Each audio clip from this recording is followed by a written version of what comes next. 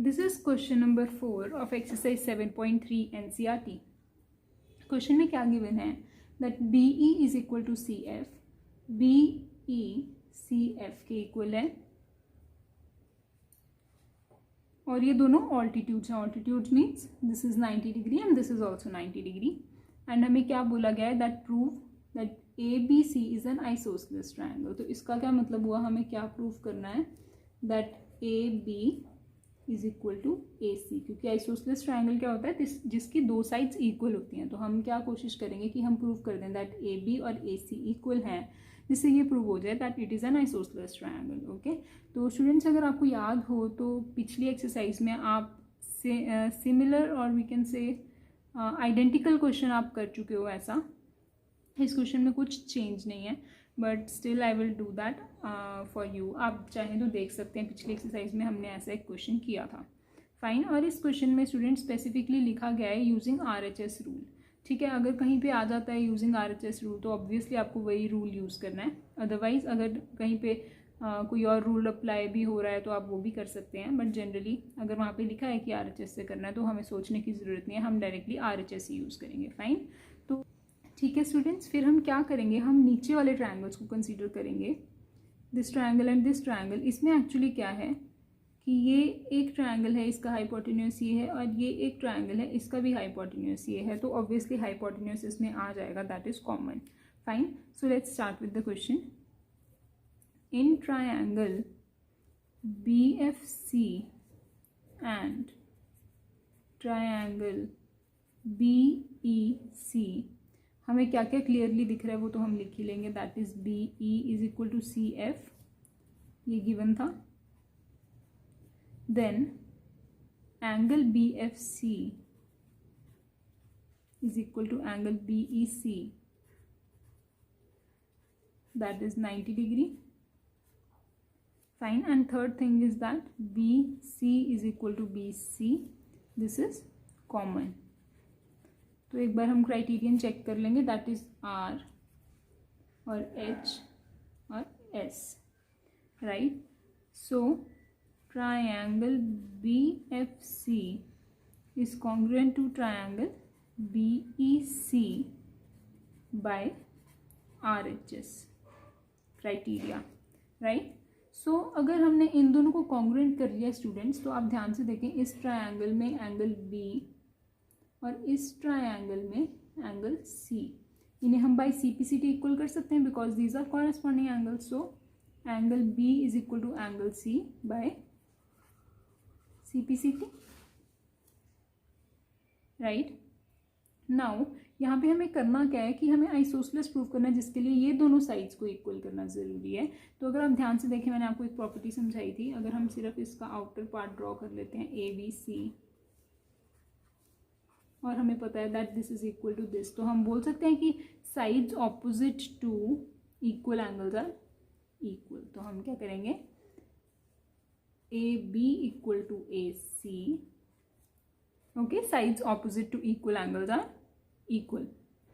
Students, I will repeat this question. हमने क्या किया, सबसे पहले हमने चेक किया कि हम क्या इस ट्रायंगल को यूज़ कर सकते हैं. जैसे कि इस क्वेश्चन में स्पेसिफिकली कहा गया है कि RHS क्राइटेरियन को यूज़ करना है.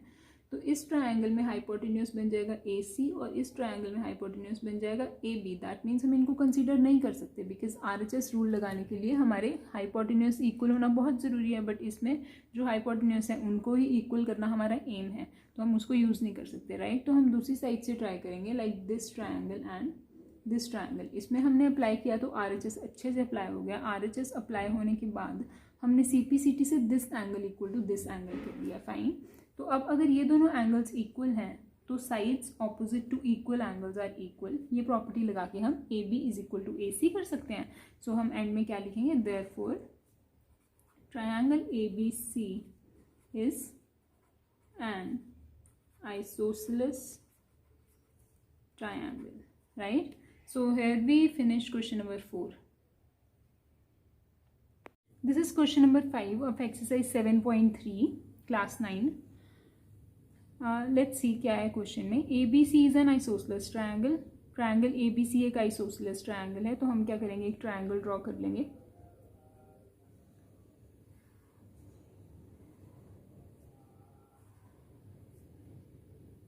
ABC with AB equals to AC and AP perpendicular to BC, यानी कि AP it is perpendicular to BC, right? To prove B is equal to C, तो हमें प्रूव क्या करना है that एंगल B और एंगल C इक्वल है. Fine students, ये क्वेश्चन काफ़ी मिलता जुलता है सेकंड क्वेश्चन के साथ. सो लेट्स सी, हमें गिवन है कि AB AC के इक्वल है, ये 90 डिग्री है और हमें कहा गया है कि आप प्रूव करो that angle B is equal to angle C.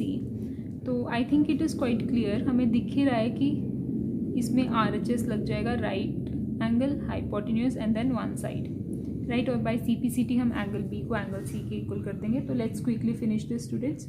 In triangle ABP and triangle ACP, fine, AB is equal to AC, this is what given. Then AP is equal to AP, this is what common.